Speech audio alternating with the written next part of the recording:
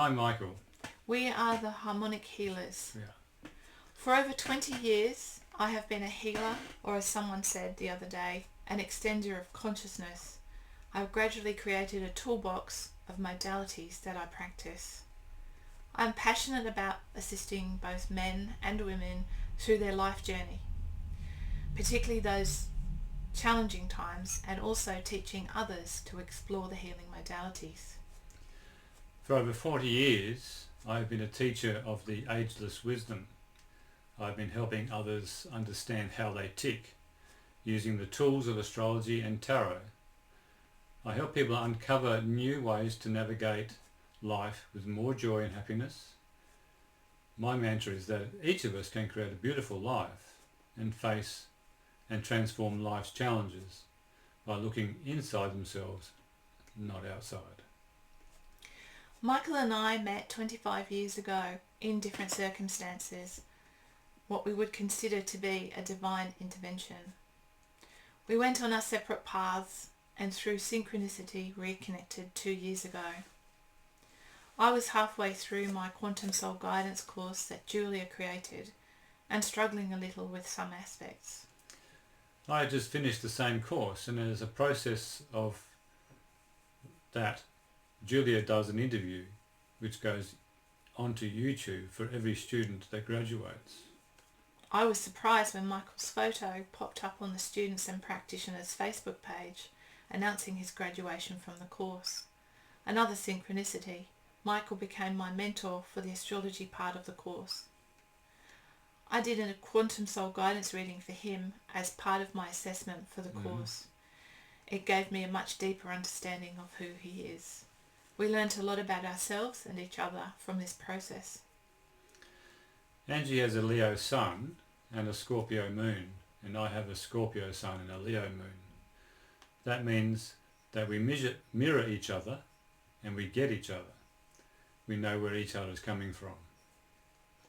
Since then, we began Love is the Way on YouTube, in which we interview people about their spiritual journey. And more recently, we have created the Harmonic Healers. We had a 25-year gap in which we needed to work with our shadow side and walk separate paths. We feel that was in preparation to do this course and to experience spiritual growth, which was not always easy. Both of us underwent individual, personal, professional training, leading us to help others on their spiritual journey. Julia's course was our tipping point to further that process. Thank you, Julia. The sign of Leo is in our astrology and really figured strongly in the process. Leo is the sign of unconditional love. Using astrology, we will illustrate that humanity is on the edge of a major tipping point. Love is the answer, and the polarity signs of Aquarius, and more specifically Leo, is the key to this at this time. What is a tipping point? In sociology, a tipping point is a point in time when a group or many group members rapidly and dramatically changes its behaviour by widely adopting a previously rare practice. There appears to be a number of various perspectives and theories that can be considered regarding the potential role of love as a tipping point for humanity. Here are some key points. The Global Tipping Points Report 2023, yes, it is a thing, brings to our attention the idea of positive tipping points, where small changes can spark rapid and irreversible transformations. Sadly, this report does not examine the concept of love as a tipping point. However, love and compassion do potentially play a role in triggering such positive tipping points, particularly when combined with policy interventions and collective action. Dr. Steve Smith from the University of Exeter suggests that positive tipping points can combine to reinforce and accelerate each other. We propose that love and kindness can be considered to be a catalyst for this process, as they foster a sense of community and cooperation.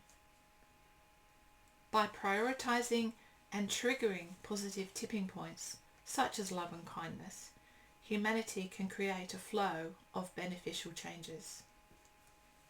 The article, The Tipping Point of Humanity, explores the idea that a collective shift in consciousness driven by love and compassion can mark a turning point for humanity. The viewpoint refers to the inference of ancient Mayan prophecies and the alignment of planets in 2012, which many believed was the beginning of a new epoch of unity and harmony.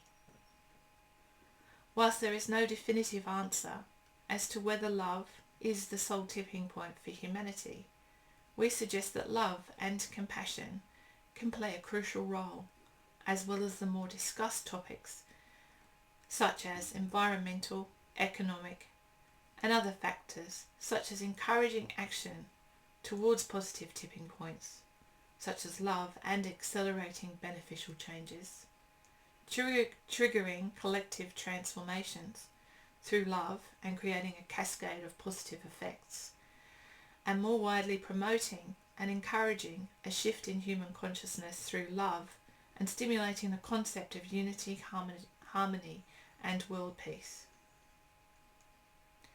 What do we mean when we talk about love in this instance? The 8 different types of love, according to the ancient Greeks, are eros, sexual passion; philia, deep friendship; ludus, playful love; pragma, long-standing love; storge, family love; mania, obsessive love; agape, love for everyone; and philatia, love of the self. Here we are focusing on agape, love for everyone. Selfless, unconditional love for others, and love between God and humans. Agape is a spiritual kind of love involving enormous empathy. This kind of love means that we accept, forgive, and trust others. The concept of charity and sacrifice within agape can be thought of the highest form of love, particularly in certain religions. Philatia, love of the self. Some might think the idea of self-love is a bit egotistic. Philatia refers to self-love or self-compassion. The ancient Greeks considered that loving yourself meant you had a wider capacity to love others. Self-love includes self-care, which for some is lacking. Aristotle is thought to have said, all friendly feelings for others are an extension of a man's feelings for himself. The other side of the coin is the negative type of self-love too, in the form of self-obsession or narcissism. The difference in the polarity here is that it's possible to love yourself without being narcissistic. We won't go into this here though. What is the meaning of spiritual love? The spiritual definition of love is a unique creation that allows us to experience the most profound kind of connection with other people, thoughts, and sacred things. Love is not defined by what we feel for another person, but by our connection to the divine. It's a deep feeling of peace, joy, and happiness that comes from knowing that we're all connected to something much bigger than ourselves. Spiritual love is considered unconditional, compassionate, and all-encompassing, reaching beyond the boundaries of individual identities and egos.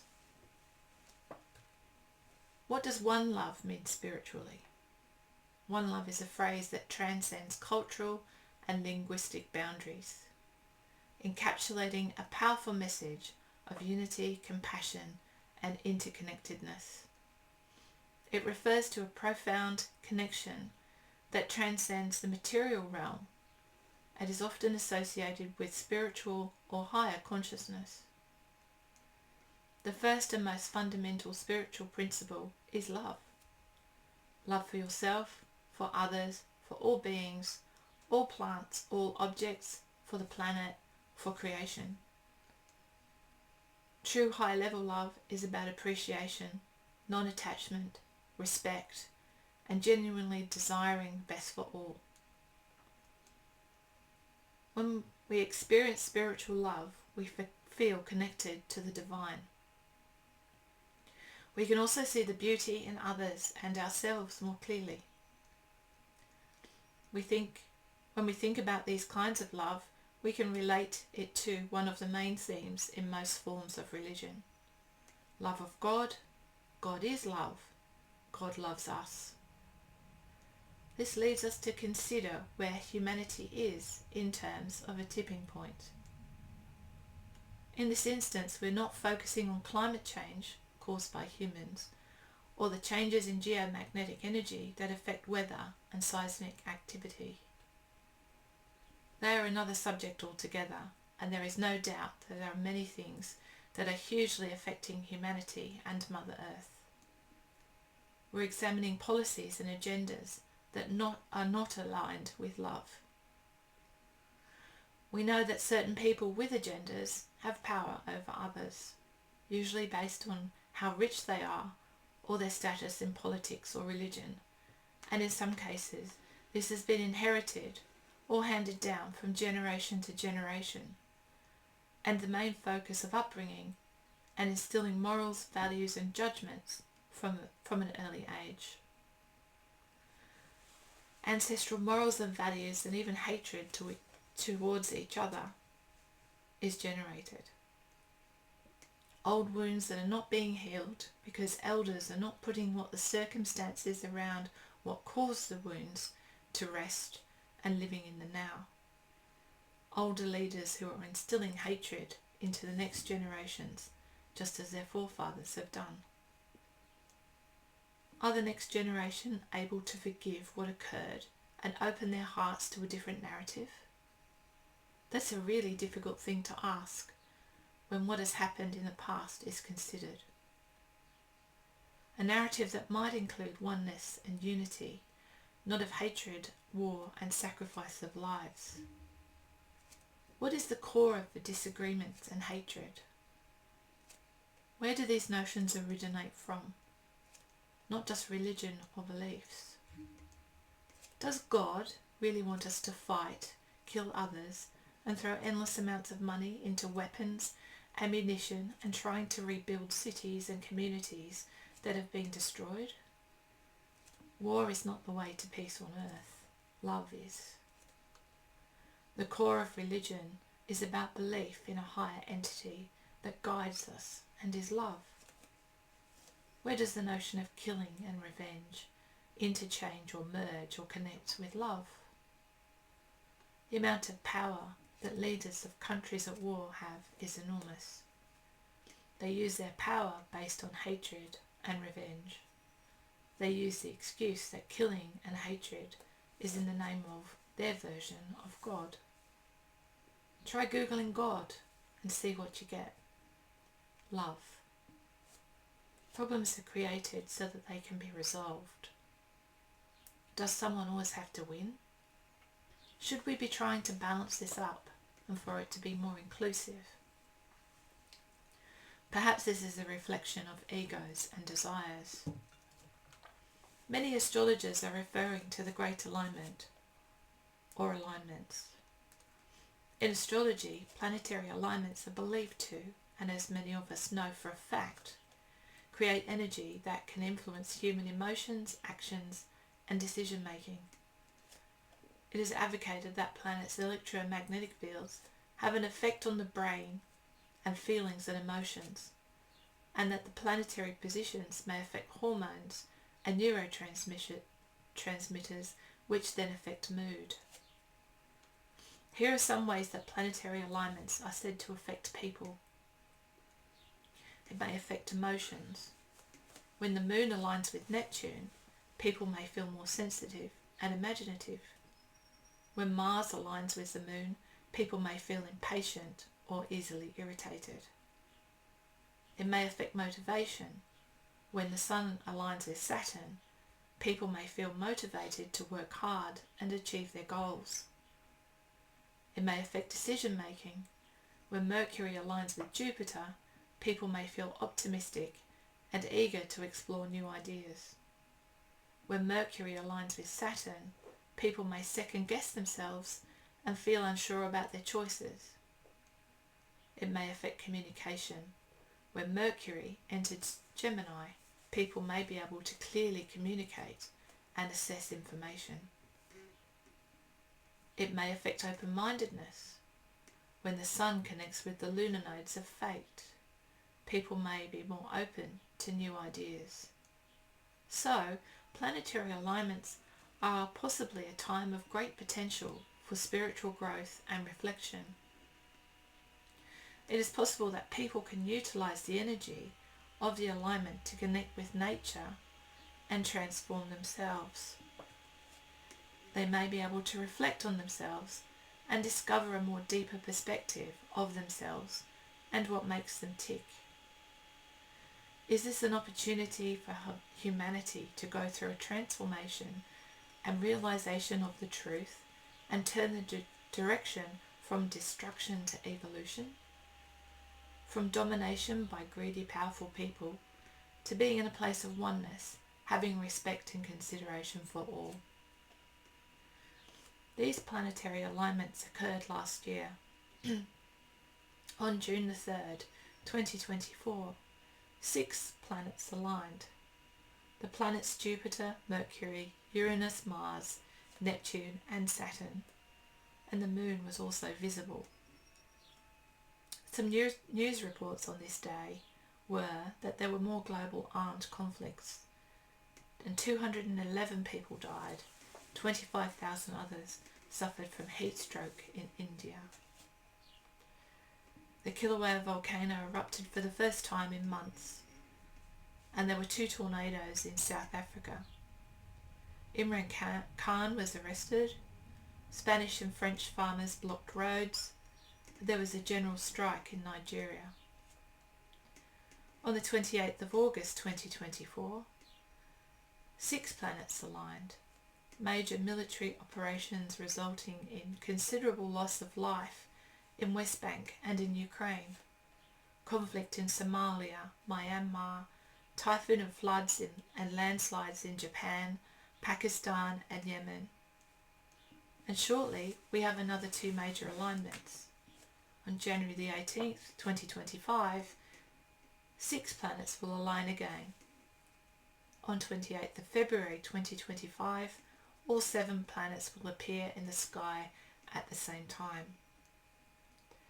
The cycle of 2165 years is coming to a head, and there have been a number of other great alignments occurring throughout history.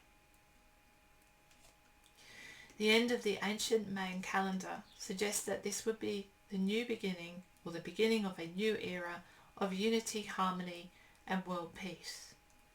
The Mayans understood that this was when the enlightened New World officially began, and at this moment in time, humanity is only slowly seeing these changes take place. One analogy is it's like turning around a massive cruise ship that's been headed in one direction for 26,000 years. This is not an easy process. It has been suggested it could take humanity 300 to 500 years more before it's fully seen, heard and felt in terms of impact on a global perspective. However, on a positive note, we're all going through this process together. It's up to you to choose your position for this process. We're experiencing higher quantum light energies that are changing our bodies on many levels. As difficult as it seems at times, this is an amazing time to be alive and experiencing this integration and assimilation, whether we are observing, supporting, or in service to humanity to assist this process. We are here now for a reason. Let us look further at the concept of love in the esoteric sense. I'm now going to quote from Alice Bailey's Esoteric Healing.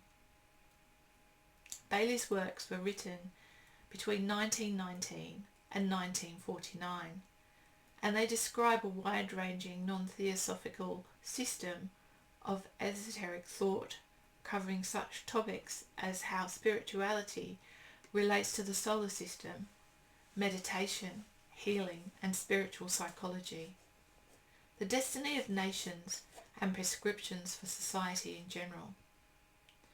Her vision of a unified society included a global spirit of religion, different from traditional religion forms and including the concept of the Age of Aquarius. She wrote, "As the Bible says, the love of God is shed abroad in the human heart, and its transforming magnetic and radiatory power is essential for the reconstruction of the world and for the establishment of the New World Order.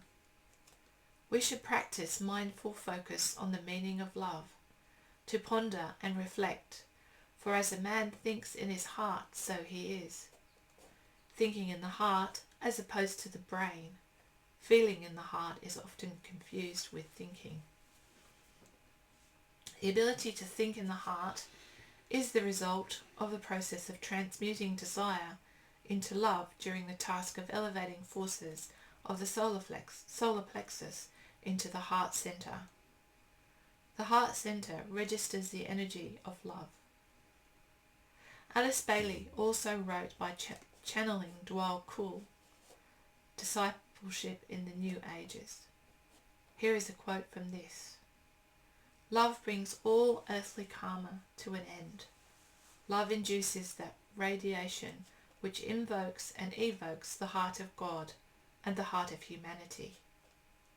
Love is the cause of all creation and the sustaining factor in life." Unquote. Unificationism, not to be confused with the principles of the Moonies cult, sees love as a core element in all relationships, between God and human beings, among individuals, social, racial, and ethnic groups, people in different traditions, histories, and generations, and between humans and nature. Unfortunately, love is not discussed very much in philosophy, or in terms of it being the tipping point for humanity. Many of us are born into social, cultural, religious environments which can carry historical conflicts, hatred, and resentment. Obviously, these emotional attachments likely carry negative factors. We often see a path of reason in order to reach universal ground. Perhaps the path of reason should focus more on love. And now Michael will talk about the role that the astrological sign of Leo takes in terms of the individualization of humanity by expanding unconditional love and tipping humanity towards the Aquarian age. Thank you, that was really good. Thank you. Okay. So the study of the crosses in traditional and esoteric astrology can reveal the process of human evolvement. The astrological chart of 12 signs can be broken into pairs of 6, each containing a modality or dynamic signature, as well as an elemental signature, that is earth, water, air and fire. The modalities are listed as mutable or changeable, fixed or not changeable, and cardinal, which is a dynamic energy. The crosses define stages of human evolution. The immutable cross defines the first stage, self-unity, or the integration of mind, emotion and body to create the personality. Balancing the pairs of opposites through the mutual cross, the signs of Gemini, Sagittarius, Virgo, Pisces, is the key to an integrated self, or to become an integrated personality. Mutability, or the qualities of changeability, adjustment and adaptability, are necessary for this process to occur. It is how the personality and the 3D life expresses itself and how it creates lessons and challenges to overcome. It is where earthly karma is created and worked off. All the crosses have all the four elements represented, creating a full schedule of lessons and experienced over many lifetimes. After the integration of the personality, the fixed cross orientates one's awareness to the existence of a more immutable aspect of the self. The aware personality travels through the fixed sign of Taurus, Scorpio, Leo and Aquarius, revealing the existence of an eternal spark of spirit inside. The fixed cross illuminates the soul life as an evolutionary goal that challenges that status quo and questions the polarity the 3D world presents. The individuated personality becomes fixed on loving themselves and others without judgment while living an inclusive life. The individual moves from being a person fixed in their personal opinions and behaviours to aligning oneself to the heart of love or unity with creation, with personal love seen as a different frequency of a higher energy. This fosters unity with the soul, or that which is all love, and the cause of all creation, as well as sustaining factor for all life. The signs Aries, Libra, Cancer and Capricorn on the cardinal cross finalise the process by becoming one with hierarchical or spiritual intent as expressed by the Ascended Masters.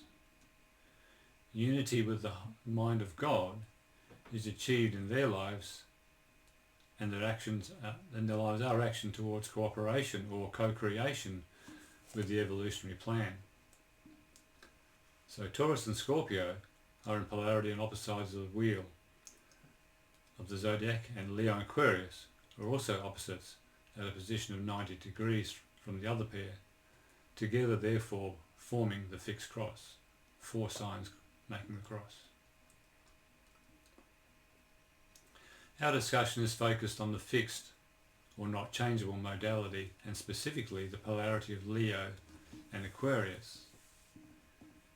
Using esoteric astrology, the sign of Leo, we believe, holds the keys to tipping humanity into individualization through the experience of unconditional love, soul contact, unity consciousness, and a planet that takes its place in the galaxy, shining its own light of love as a result.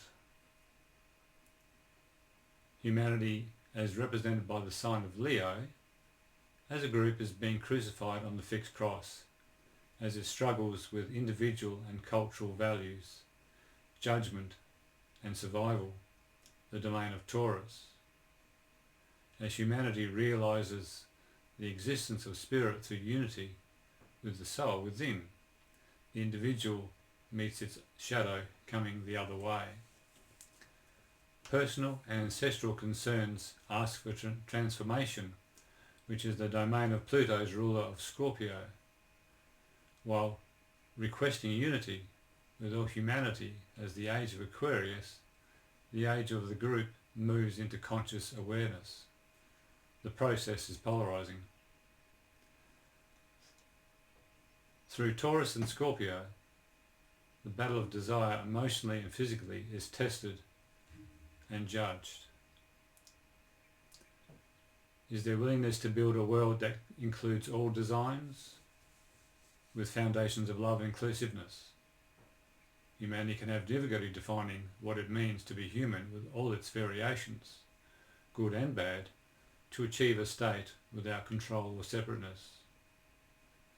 In Leo, the sign of self-expression, creativity and love, humanity seeks unity through a one-pointed vision, but resolving a method that includes everyone is a challenge. Humanity is the lion, the individuated self, trying to find its place in the universe, trying to be true to itself. Aquarius sees all ideas and aspirations as valid, but it's challenged to formulate adequate fusion with all its racial, cultural and familial variations with creative, inclusive leadership. The Aquarian age represents group consciousness, community, and understands all individuals have something to contribute to the whole. We see the polarity of these two signs in this equation. How does humanity resolve the ancestral desire to grow and evolve and become a humanity on the same page, individual but integrated in intent? How can love, which has been spruiked for some time now, be the answer? There are so many visions. Who can make those decisions? Who will fix the problem? Who to trust? Perhaps there is no problem. Perhaps the difficulty is only perceived. Perhaps it lies in the still quiet voice inside of us, in our hearts. What is stopping us from stepping out of our programming and changing the planet now? All around the planet, souls are being incarnated in an awakened state, born with an awareness of unconditional love in their hearts and a deep understanding that humanity can only evolve as a group. Everyone that has love, but these particular souls have no fear of expressing that frequency of love. That's the difference. They are members of all star signs, not just Leo, but all have individuated themselves over countless lifetimes through trials and tests on this planet as well as other star systems. They now know the power of love, and they know it resides in their heart as it does in all beings. But others have an upbringing that sometimes causes the expression of love difficult. They have the courage of their individuality, but still feel restrained, sometimes because of ancestral patterning. We feel it's important to facilitate awakening by assisting in the opening of love through the healing of the heart. To understand that Leo is the sign of leadership, which resides in the heart, it is the frequency of love that leads, not the frequency of personality. To think with the heart and feel with the head.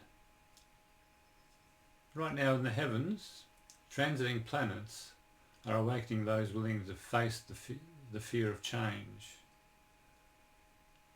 There are strong planetary alignments expected in the early part of the year, which Angie spoke about, which will redefine the energy flow lines of the solar system.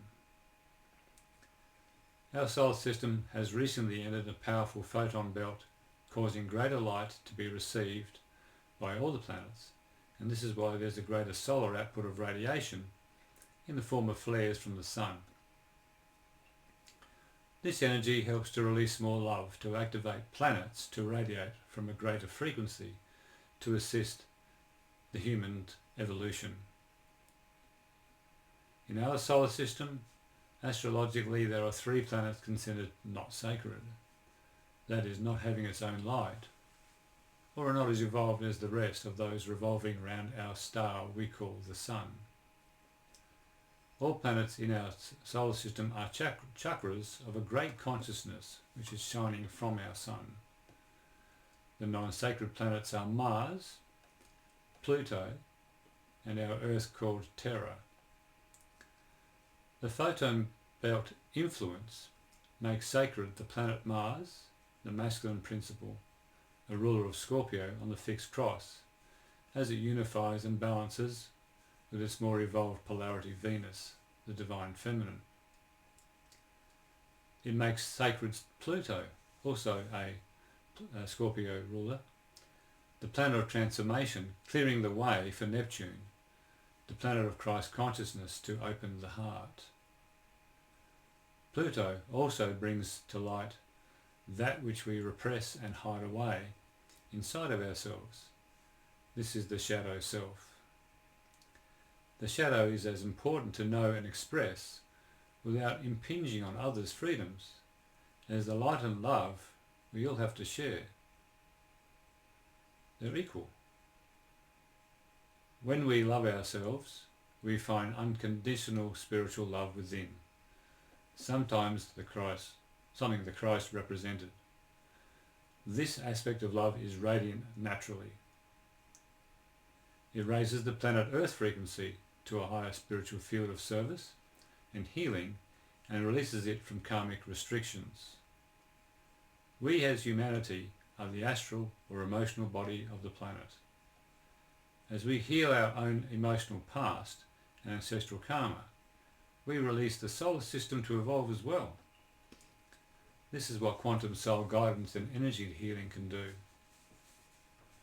The raising of the solar system frequency and for the great being that resides in the sun creates a greater channel of love and light via the stars of Sirius, referred to as the central spiritual sun, the Great Bear constellation and the Pleiadian constellation, as well as many other star systems and fixed stars. These are cosmic energies. These three main cosmic energies are key to the awakening of our planetary realm.